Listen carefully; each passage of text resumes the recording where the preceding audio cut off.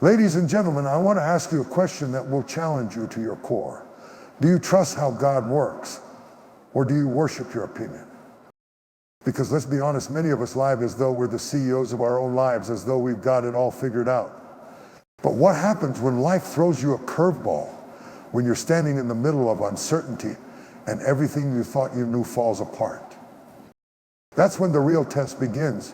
Will you lean on your own understanding, or will you trust that God knows what he's doing? You see, God's answers don't always come in ways that make sense to us. Sometimes they're wrapped in discomfort, uncertainty, or even rejection. But I promise you this, if you trust him, he will guide you to solutions so profound, they'll shift the entire trajectory of your life.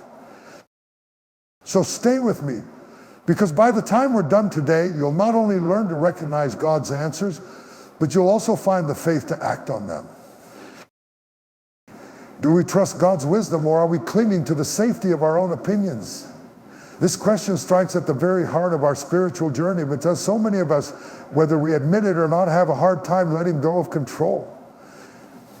We like to think we've got life figured out. We rely on our experiences, our education, our intuition, and our plans.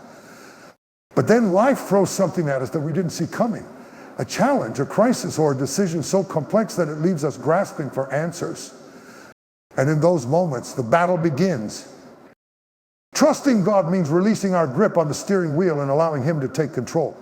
That sounds simple, doesn't it? But let me tell you, it's one of the hardest things we'll ever do. Why? Because our human nature resists surrender. We want to know the outcome before we commit. We want to feel secure in the steps we're taking. And above all, we want answers that align with what we already believe. But God doesn't work that way. His thoughts are higher than our thoughts. His plans are greater than our plans. And when we try to box him into our limited understanding, we end up frustrated and confused. It's not that God hasn't spoken, it's that we're too busy looking for answers that fit our expectations. Think about it. How often do we pray and then immediately start calculating how to solve the problem ourselves? We ask God for guidance, but deep down, we've already decided what the answer should look like. That's not trust, that's control disguised as faith. And when the answer comes in a way we don't expect, through a closed door, an unexpected delay, or even a hardship, we dismiss it because it doesn't match our version of how things should go. The truth is, trusting God requires us to confront the uncomfortable reality that we are not in charge. It requires us to step out in faith even when the path ahead is unclear. It's about saying, Lord, I don't understand what you're doing, but I trust that you see the bigger picture. It's about believing that his way is not only better, but perfect, even when it doesn't feel that way in the moment. This battle between trust and control isn't a one-time decision. It's a daily struggle.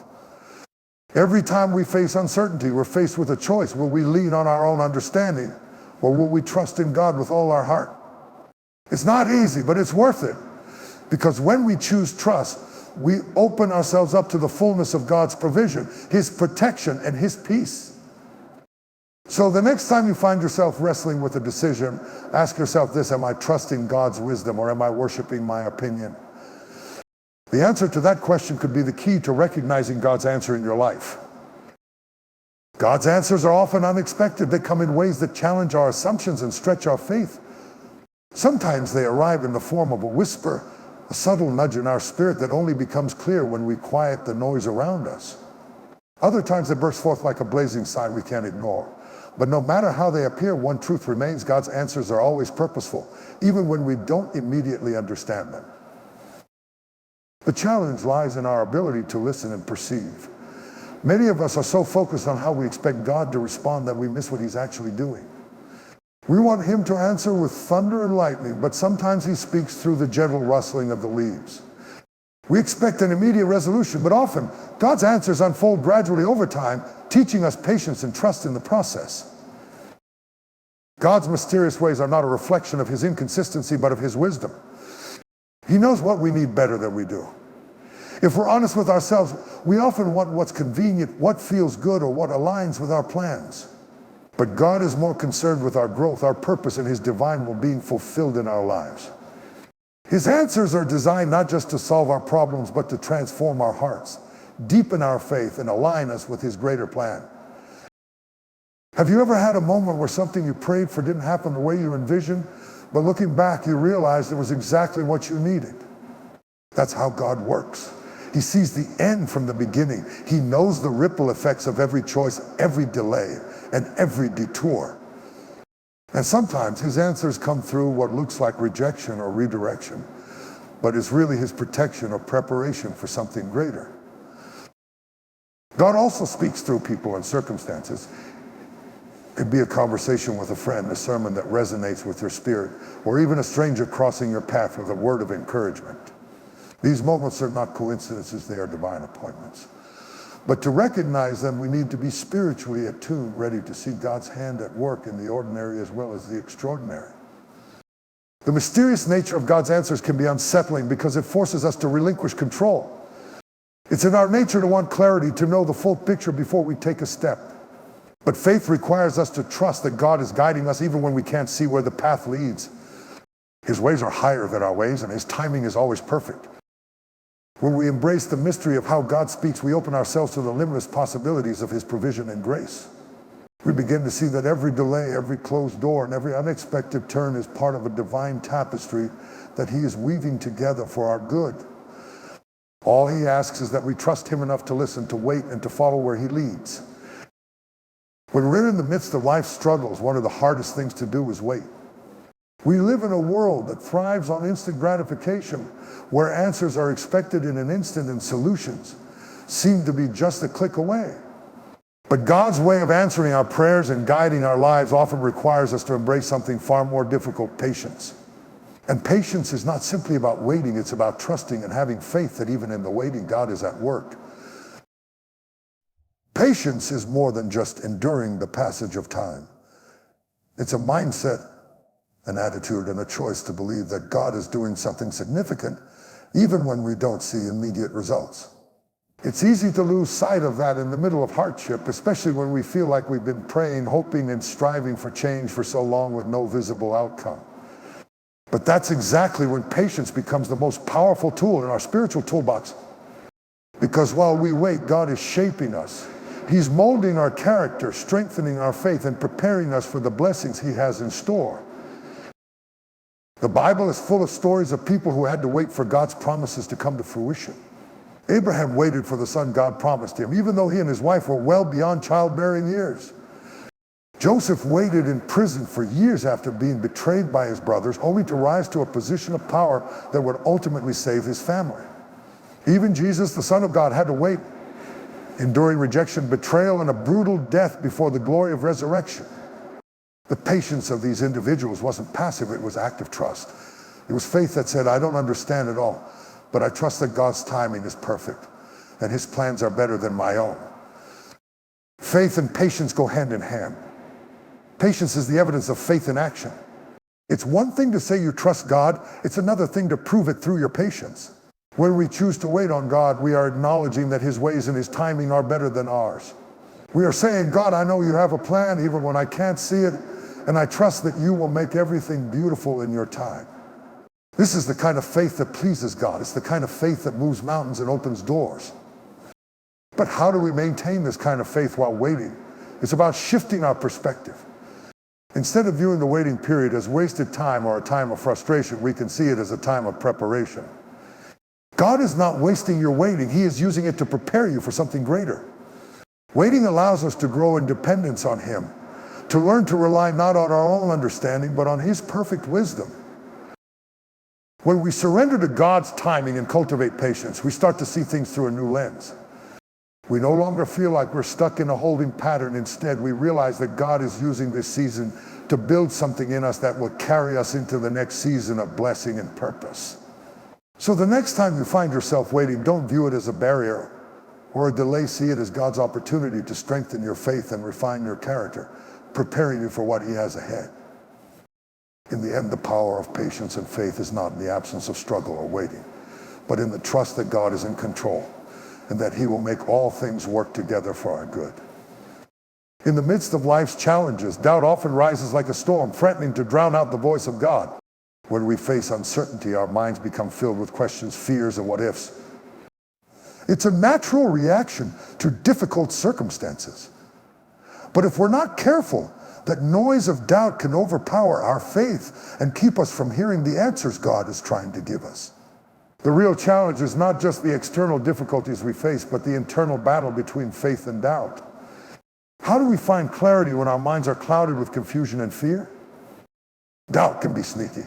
It starts small as a whisper, say with uncertainty planted in our hearts. At first we might question a specific situation or decision, but if we allow that doubt to grow unchecked, it begins to take root and spread. Soon, we're doubting everything, our ability, our worth, and even God's goodness. We wonder if he's really in control, if he's really listening, and if he'll come through for us. The problem with doubt is that it shifts our focus from God's truth to our own limited understanding. Instead of trusting in his promises, we start relying on our own logic, which is often clouded by fear and insecurity. But here's the truth: doubt cannot coexist with faith. One will always dominate the other. When we allow doubt to take center stage, we drown out the voice of God, who is always speaking, always guiding, and always offering his answers. Overcoming doubt doesn't mean ignoring the challenges or pretending that we have all the answers. It means recognizing that even in the midst of uncertainty, God's voice is still there, and we must choose to listen to it above the noise. The key to overcoming the noise of doubt is to intentionally seek God's presence in his word. When we focus on God's truth, we quiet the voice of doubt. The more we immerse ourselves in his promises, the more we realize that God has never failed us. We remember that he is faithful and that his ways are higher than ours. Doubt will always try to invade our hearts, but we don't have to let it dominate our thoughts. By staying grounded in his word, we can filter out the lies of the enemy and stand firm on the foundation of God's truth. Another way to overcome doubt is to remember all the times God has already come through for us in the past. When we reflect on the ways he has answered our prayers, provided for us, and guided us through difficult seasons, our faith is strengthened. We can look back and see that God has been faithful in every situation. Those past victories serve as a reminder that he is with us in the present and will continue to lead us into the future. We also need to surround ourselves with a community of believers who can help us drown out the noise of doubt. There is power in shared faith. When we're struggling with uncertainty, having people around us who believe in God's promises and who can speak truth into our lives is vital. Sometimes it's through their encouragement and prayers that we hear God's voice more clearly and our faith is renewed. In the midst of doubt, God is calling us to focus on his voice. He's calling us to trust that his answer is already on the way, even when we can't see it. The noise of doubt will always try to cloud our minds, but by leaning into God's truth, remembering his faithfulness, and seeking his presence, we can hear his answers clearly and confidently move forward in faith. Faith is not about always understanding the plan. It's about trusting in God's purpose even when we don't fully comprehend it. One of the greatest challenges in our walk with God is facing those moments when his answers don't look like what we expected or hoped for. Sometimes God's answers defy our logic, our timing, and our expectations. And this is where the test of understanding becomes crucial. When God's solution doesn't match what we envision, will we still trust him? Will we accept that his wisdom is greater than ours, even when we can't see the full picture? In our human nature, we crave understanding. We want to know the why behind everything, especially when it comes to the struggles and challenges we face. When life gets difficult, we want clarity. We want to know how this hardship will resolve, when the breakthrough will come, and how we will get from point A to point B. We look for logical answers, solutions that make sense according to our experience and perspective. But God's answers often don't come wrapped in the neat logical packages we anticipate. Sometimes his solutions come in the form of challenges, detours, or what seems like closed doors. These moments can test our faith and our trust in his wisdom. Think about the story of the Israelites when they were trapped between the Red Sea and the pursuing Egyptian army. From a human perspective, there was no way out. It didn't make sense for God to lead them into a situation that seemed impossible. Yet God's solution was not a path around the Red Sea, it was a path through it. It didn't make sense to anyone at the time, but through that miraculous parting of the waters, the Israelites learned something about God's power, provision, and timing that they could never have understood if they hadn't walked through that impossible situation. In the same way, when we don't understand God's answer is a test of our trust. God isn't asking us to have all the answers or to comprehend everything he's doing. What he's asking is for us to have the faith to follow his leading, even when we can't see the way ahead. When we face uncertainty or situations that don't make sense, that's when we're called to trust God more deeply, knowing that He is in control and that His answer, though hidden from us in the moment, is always for our good. There's a powerful lesson in accepting that we may never fully understand God's ways. Understanding is not the key to peace. Trust is. God's wisdom transcends our limited understanding, and His ways are higher than ours. If we insist on understanding everything before we act, we may miss the very blessings and breakthroughs He's preparing for us. Sometimes the greatest act of faith is surrendering our need for understanding and choosing to trust God's answers, even when they don't make immediate sense. The test of understanding also challenges our pride. It humbles us, reminding us that we are not in control and we do not know everything. It asks us to let go of our own wisdom and recognize that God, in His perfect understanding, knows what is best for us. When we are willing to let go of our limited understanding, we open ourselves up to God's infinite wisdom. In the end, the test of understanding is not about gaining clarity on every detail of life. It's about learning to trust God's perfect plan, even when we can't see how it will unfold. Faith, at its core, is about trusting God's answers, even when we don't understand them, because we know He is faithful, wise, and good. God's provision is not just about meeting our needs, it's about fulfilling His greater purpose for our lives. Too often we think of God's provision in limited terms, focusing solely on our material or immediate needs. We pray for financial blessings, healing, or success, and while God does provide in these ways, His provision is far more expansive than we often realize. When we trust in God's answers, we are embracing a divine provision that goes beyond what we can see or fully comprehend. It is about more than just survival. It is about flourishing in His will. God's provision is comprehensive. It isn't just about the things we can touch or measure. Sometimes God provides in ways we don't immediately recognize. He provides us with wisdom when we don't know which way to go. He provides us with peace when the storm of life is raging around us. He provides us with strength when we feel weak. He provides us with hope when everything around us seems hopeless. His provision touches every area of our lives, our hearts, our relationships, our faith, and our future. The key to living in God's provision is faith. Faith is the bridge between our need and His supply. When we step out in faith, trusting that God will meet us in our uncertainty, we open the door for God's provision to flow. And often that provision looks different from what we expected. God does not promise us a life free from trouble, but He does promise that He will provide everything we need to overcome it. That provision comes not just in tangible resources, but in the deeper things that sustain us, His presence, His peace, and His guidance. Living in God's provision means recognizing that He is always working on our behalf, even when we don't see it. Sometimes we want immediate answers, quick fixes, and clear paths forward, but God's provision often works on a much deeper level. He is shaping us, building our character, refining our faith, and preparing us for the blessings that are yet to come. We may not always see the full picture, but we can trust that God is never idle in our lives. He is constantly working behind the scenes, orchestrating everything for our good and His glory. This kind of trust in God's provision requires us to let go of our need to control outcomes. Too often we try to manipulate circumstances to get what we want. We try to force open doors that were never meant to be opened.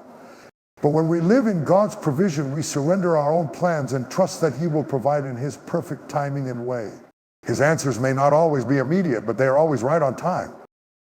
Living in God's provision also means accepting that sometimes His provision looks different than what we thought we needed. God's answers may come in forms we didn't anticipate. A job that challenges us, a relationship that teaches us humility, or an opportunity that pushes us out of our comfort zone. These are the provisions that shape us, grow us, and move us closer to God's purpose for our lives. Finally, living in God's provision requires a heart of gratitude. When we recognize that everything we have comes from Him, it shifts our perspective. We move from a mindset of scarcity, focusing on what we don't have, to a mindset of abundance, where we see God's provision in every area of our lives. Living in God's provision isn't just about receiving, it's about being a channel of His blessing to others. As we receive His provision, we are called to share it with around us, reflecting His goodness and grace to a world in need. When we trust in God's answers, we embrace the fullness of His provision, not just for our needs, but for His eternal purpose in our lives. In every season, his provision is enough, and it is always leading us toward the life he has called us to live.